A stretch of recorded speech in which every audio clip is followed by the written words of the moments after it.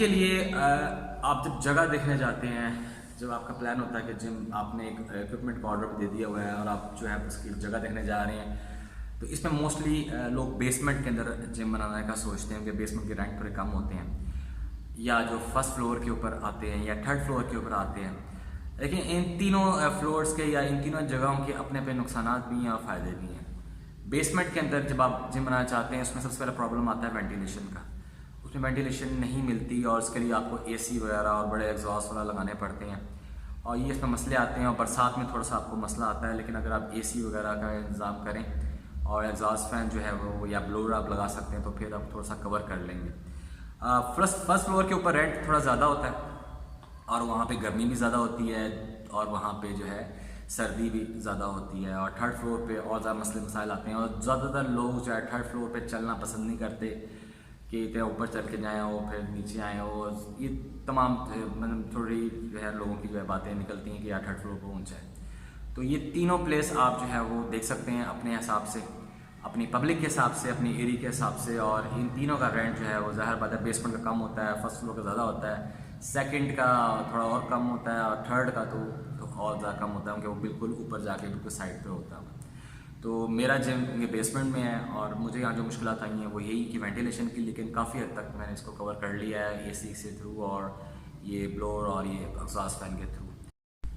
आपकी जगह अपनी है, अगर आपके पास जिम के लिए अपनी जगह है फिर तो ये एक आपके लिए बहुत ही अच्छा बिजनेस है, क्योंकि इसमें फिर आपको रेंट की टेंशन नहीं होती कि हर मंथ जो है वो रेंट वाला आ रहा है, मालिक आ रहा है और आपसे बात खड़ा हुआ है और आपसे फीसें जमा नहीं हुई, क्योंकि आपने यहाँ से फीसें लेनी है तो ही आपने उसको रेंट देना है। अगर तो आपकी जगह अपनी है तो ये बिज़नेस आपके लिए सबसे बेस्ट है।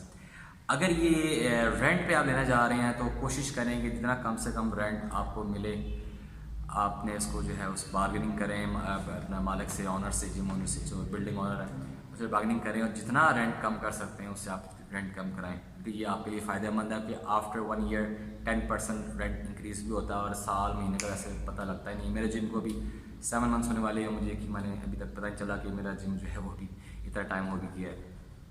तो अगर आपका लाख रुपये रेंट है तो उस हिसाब से आप 10% देख लें कितना होता है। अगर आपका 50,000 रेंट है तो उसके हिसाब से देख लें, लेकिन मेरी यही राय है कि आप जो है वो कम से कम रेंट के ऊपर देखें। ये मत देखें कि यार ये जगह मेन रोड के ऊपर है तो यहाँ पे ज़्यादा पब्लिक आएगी या फिर यहाँ पे ज़्यादा जो है वो नुमाया नज़र आएगा और मैं ये जगह ले लेता हूँ। अगर तो आप इसके साइड इफ़ेक्ट्स भी बर्दाश्त कर सकें। साइड इफ़ेक्ट्स में क्या ये आता है कि अगर आप रेंट टाइम पे ना दे सकें या आपके पास इतनी पब्लिक ना आए अचानक से, तो फिर आप कैसे रेंट देंगे, फिर ज़्यादा आपको अपनी जेब से रेंट पे करना पड़ेगा।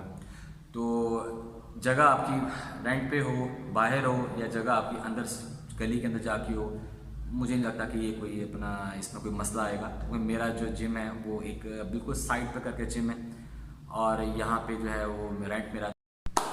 जिम एक्सपेंस के अंदर आप देखेंगे कि आपने इक्विपमेंट का तो एक बजट बना दिया, लेकिन जो दूसरे एक्सपेंस है जो आपको भी समझ नहीं आएगी जब आप जिम बनाने जा रहे होंगे, तब आपको पता लगेगा अच्छा यार एंड पर तो ये चीज़ें भी थी और मैंने उसको सोचा नहीं, मैं उसके पैसे रखे नहीं, और फिर आपको उधार देना पड़ता है, फिर वो आपके लिए मसले मसाइल आ जाती है।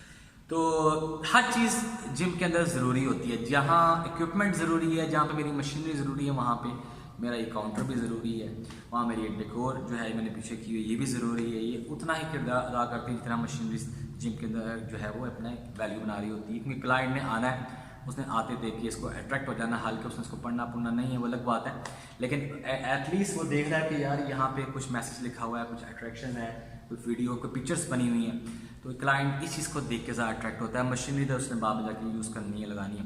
तो अननेसेसरी जो बजट होता है, अननेसेसरी मतलब ये कि आपको पता नहीं होता और ये एकदम से खर्चा आपके ऊपर आया था। जिस तरह आपने इक्विपमेंट मंगवाया, इक्विपमेंट आ गया, अब लोडिंग करनी है और लोडिंग के पैसे आपको देने पड़ने हैं। ट्रैवलिंग के पैसे, जब सामान आपका आ रहा होता है तो आपको उसके पैसे भी देने हैं। फिर सामान को नीचे जिम में डालना है, उसके पैसे भी आपको देने हैं, क्योंकि उसके लेबर आपकी अपनी होती है और उसके अच्छे खासे पैसे होते हैं। जब आप ढूंढेंगे बंदे, उसमें आपको बंदे नहीं मिल रहे होंगे, या फिर आप इससे बात करेंगे कि यार इन अन्य पैसे ने आपको कोई यार क्या करूँ, अब मैं सामान बाहर नहीं रख सकता, तो अब मजबूरी है मुझे फिर सामान जो है नीचे डालना पड़ना है। जितने पैसे भी होते हैं आपको देने पड़ते हैं, 4,000 5,000 10,000 इक्विपमेंट के हिसाब से। तो ये अननेसेसरी खर्चे। फिर इस तरह आप जब हॉल तैयार करने लगते हैं, फिर इसमें डिफरेंट चीज़ें आ जाती हैं। अगर हॉल आपको अच्छा मिल जाता है छत पे ज़्यादा मेहनत नहीं करनी, फ्लोरिंग पे ज़्यादा काम नहीं करना, फिर तो चले कोई बात मसला नहीं है। हाँ, अगर छतें आपने अपने हिसाब से बनानी है, रूफ़ पे काम करना है, आपने ब्लैक उसको पेंट करवाना है, फिर लाइट्स हैं, फ़ैन है, फिर आप देखेंगे कंप्यूटर है, फिर ये एसी हैं, फिर ये वेट मशीन है, डिस्पेंसर है, फिर यूपीएस है, जनरेटर है, फिर आप देखेंगे थंब मशीन है, कंप्यूटर है, फैंस हैं, अब कई चीज़ें मैं भूल जाऊँगा, लेकिन ये सब चीज़ें का अच्छा खासा एक्सपेंस आपको करना पड़ेगा और ये ज़रूरी है। ऐसा नहीं कि आपको कि यार ये चीज़ें छोड़ो, ये बाद में होती रहेंगी, नो। सबसे पहले ये चीज़ें हैं, उसके बाद फिर मशीनरीज आती हैं।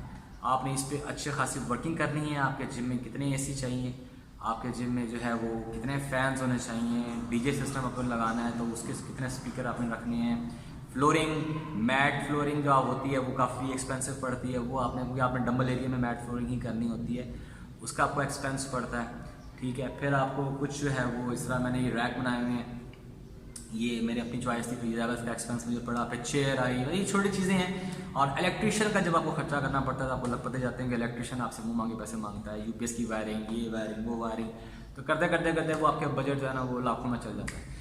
तो ये